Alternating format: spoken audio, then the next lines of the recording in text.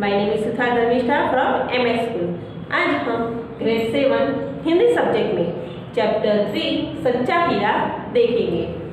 अगर हमारे अंदर अच्छा ज्ञान है तो अच्छी बात है, लेकिन अगर वह अच्छा ज्ञान हमारे जीवन में कभी उपयोग नहीं आता है तो वह ज्ञान निरर्थक कहलाता है। तो हमें हमारे अच्छे ज्ञान का उपयोग अपने जीवन में करना चाहिए। यही बात आज हम इस चैप्टर में देखेंगे। चैप्टर 3 सच्चा हीरा। प्रस्तुत कहानी में व्यक्ति के ज्ञान के साथ साथ उसके कर्म को भी महत्व दिया गया है। अच्छा ज्ञान अच्छी बात है, लेकिन वह आचरण में नहीं है तो निरर्थक है। इस बात को रोचक तरीके से प्रस्तुत किया गया है। सूर्य अस्त हो रहा था। पक्षी चहचहाते हुए अपने अपने नीड़ की ओर जा रहे थे। नीड़, इसका अर्थ होगा घोंसला।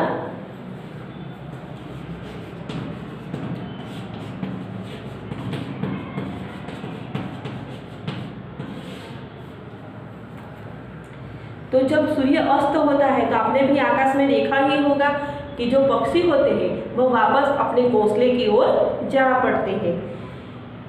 गांव की कुछ स्त्रियां पानी लेने के लिए घड़े लेकर कुएं की ओर चल पड़ी। पानी भरकर कुछ स्त्रियां तो अपने घरों को लौट गईं, परंतु उनमें से 4 कुएं की पक्की जगह पर बैठकर आपस में इधर उधर की बातें करने लगी। जगत, यहाँ पे जगत का अर्थ लेना है कुएं का चबूतरा।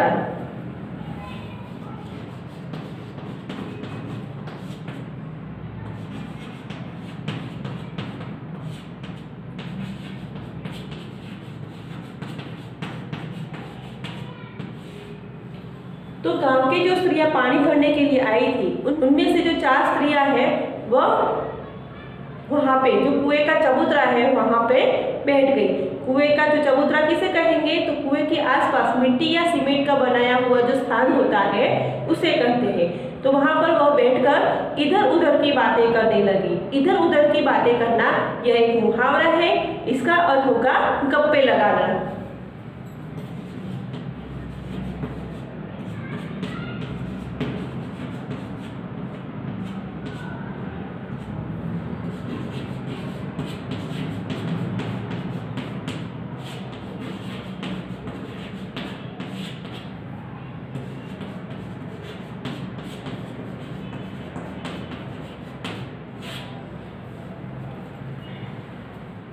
बातचीत करते करते बात बेटों पर जा पहुंची। उनमें से एक की उम्र सबसे बड़ी लग रही थी। जो 4 स्त्रियां बैठी थी उनमें से एक की उम्र थोड़ी ज्यादा थी। वह कहने लगी, भगवान सबको मेरे बेटे जैसा बेटा दे। मेरा बेटा लाखों में एक है। लाखों में एक होना यह एक मुहावरा है। इसका अर्थ होगा विशिष्ट होना।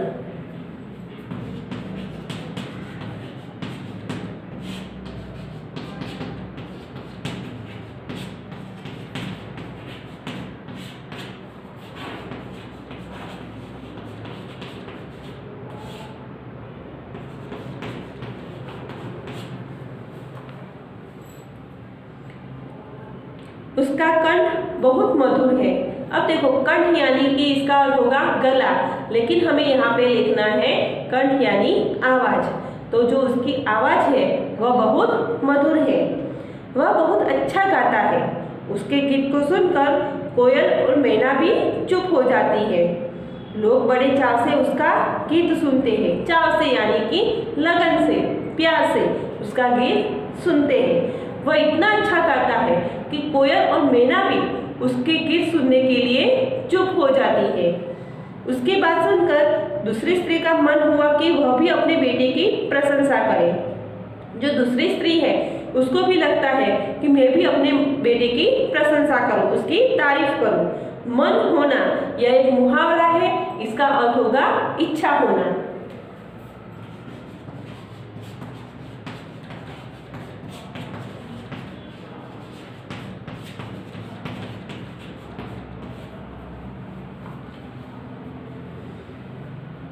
उसने पहली स्त्री से कहा, मेरे बेटे की बराबरी कोई नहीं कर सकता। बराबरी यानी कि तुलना, समानता कोई कर सकता नहीं है।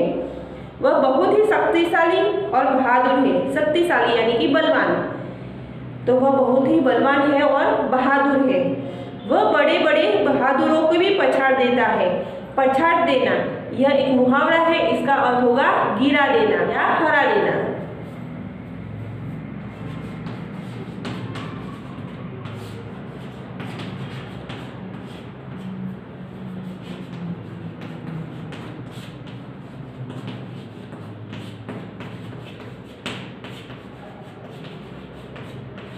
वह कहती है मेरा बेटा इतना बहादुर है कि वह बड़े बड़े बहादुरों को भी हरा देता है। वह आधुनिक युग का भीम है। आधुनिक यानी कि जो अर्वाचीन युग है, नवीन युग है, उसका वह भीम है। यानी कि यहाँ पे वह अपने बेटे की तुलना भीम के साथ करती है। वह सब सुनकर तीसरी औरत भला कैसे चुप रहती। वह बोल उठी मेरा बेटा साक्षात बृहस्पति का अवतार है। बृहस्पति यानी कि देवों के गुरु।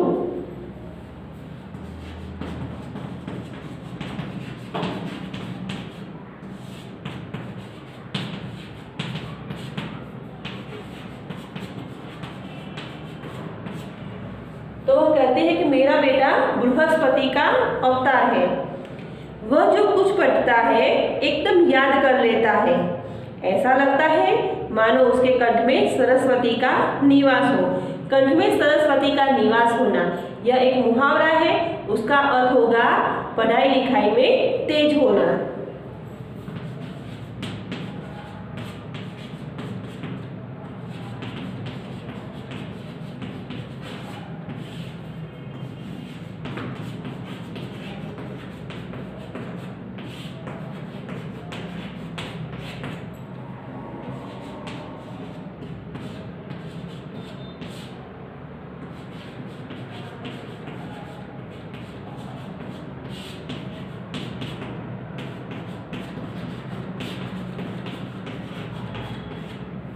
कि वह पढ़ाई लिखाई में तेज है। तीनों औरतों की बातें सुनकर चौथी स्त्री चुपचाप बैठी रही। जो चौथी स्त्री है वह कुछ कहती नहीं है। उसने अपने बेटे के बारे में कुछ न कहा। पहली ने उसे टोकते हुए कहा क्यों बहन, तुम क्यों चुप हो? तुम भी तो अपने बेटे के बारे में कुछ बताओ। चौथी स्त्री ने बड़े ही सहज भाव से कहा। सहज यानी कि सरल या नम्र।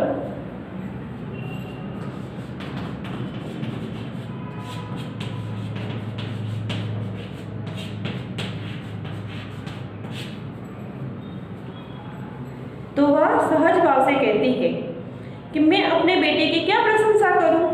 वह न तो गंधर्व सा गायक है, न भीम सा बलवान और न ही बृहस्पति सा बुद्धिमान। गंधर्व इसका अर्थ होगा देवलोक का गायक।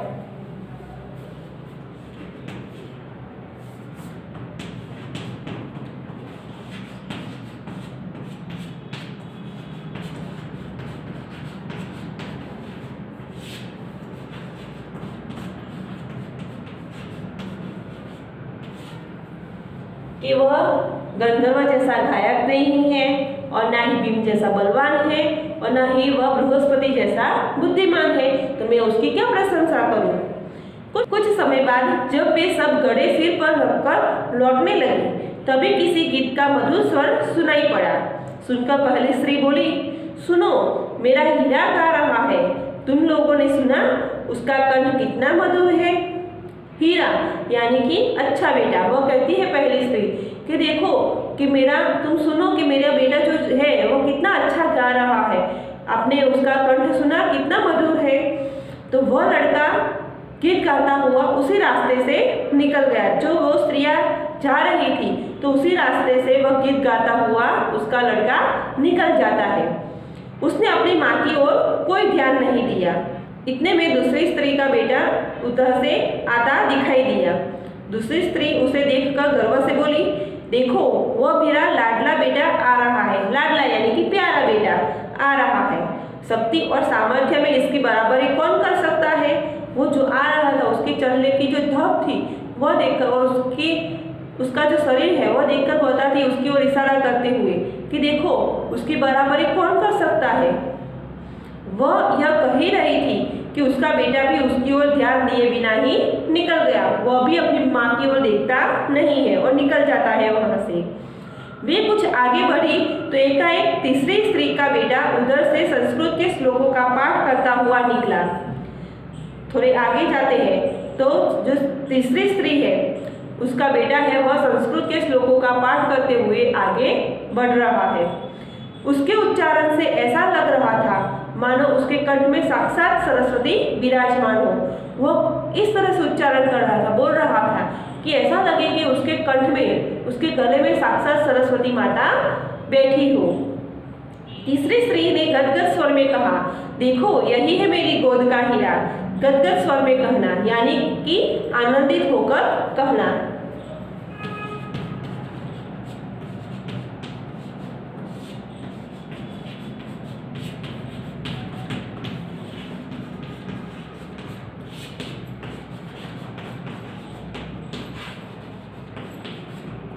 आनंदित होकर कहना। तो अपने बेटे को देखकर वो आनंदित हो जाती है और कहती है कि यही है मेरी गोद का हीरा यानी कि प्यारा बेटा। इसे कौन बृहस्पति का अवतार नहीं कहेगा कि देखो वो कितना अच्छा बोल रहा है, तो उसे कौन कहेगा नहीं कि यह बृहस्पति का अवतार नहीं है। परंतु उसका बेटा भी माँ की ओर देखे बिना आगे बढ़ गया, लेकिन वह जो बेटा है वो अपनी माँ की ओर देखता नहीं और आगे चला जाता है। वह अभी थोड़ी ही दूर गया था कि चौथी स्त्री का बेटा भी अचानक उधर से आ निकला। वह आगे निकल गया, उसके बाद चौथी स्त्री का बेटा भी तुरंत आता हुआ दिखाई दे रहा है। वह देखने में बहुत ही सीधा साधा और सरल प्रकृति का लग रहा था। वह सीधा साधा दिखाई दे रहा था और सरल प्रकृति यानी कि यहाँ पे प्रकृति का अर्थ लेना है स्वभाव, तो वह सरल स्वभाव का दिखाई दे रहा था। उसे देखकर चौथी स्त्री ने कहा, बहन यही मेरा लाल है यानी कि यही मेरा बेटा है। चौथी स्त्री उसके बारे में बता ही रही थी कि उसका बेटा पास आ पहुंचा। अपनी माँ को देखकर वह रुक गया और बोला, माँ लाओ मैं तुम्हारा घड़ा पहुंचा दूं। मना करने पर भी उसने माँ के सिर से पानी से भरा घड़ा उतारकर अपने सिर पर रखा और घर की ओर चल पड़ा। जो बेटा है वो चौथी स्त्री बता रही थी कि मेरा बेटा है, तो वो पास में उतने में आता है और अपनी माँ को कहता है कि लाओ मैं आपका घड़ा जो है वह घर पे पहुंचा देता हूँ। तो उसकी माँ मना कर रही थी, फिर भी वह अपनी माँ के सिर पर से घड़ा उतार कर अपने सिर पर रखकर घर की ओर निकल पड़ता है। तीनों औरतें बड़े ही आश्चर्य से चौथी स्त्री के बेटे को देखती रही। जो तीन औरतें हैं वह आश्चर्य से इस बेटे को देख रही थी। एक वृद्ध महिला जो बहुत देर से इन औरतों के पीछे चलती हुई इनकी बातें सुन रही थी, पास आकर बोली, देखती क्या हो, यही सच्चा हीरा है। सच्चा हीरा यानी कि अच्छा आदमी होना। तो वह जो वृद्ध महिला है वह उनको बताती है कि यही सच्चा बेटा कहलाता है। तुम अपने अपने बेटे की तारीफ कर रही हो, प्रशंसा कर रही हो, लेकिन एक भी बेटे ने तुम्हारी तरफ देखा नहीं और बेटे के अंदर कोई गुण दिखाई नहीं दे रहे, लेकिन उसने गुण जो है वह उसके कर्म में दिखाई दे रहे हैं, उसके कार्य में दिखाई दे रहे हैं। तो विद्यार्थी मित्रों, हमें भी अपने जीवन में अच्छे गुण प्राप्त किए हैं तो उसको अपने वर्तन में उपयोग करना चाहिए। Thank you.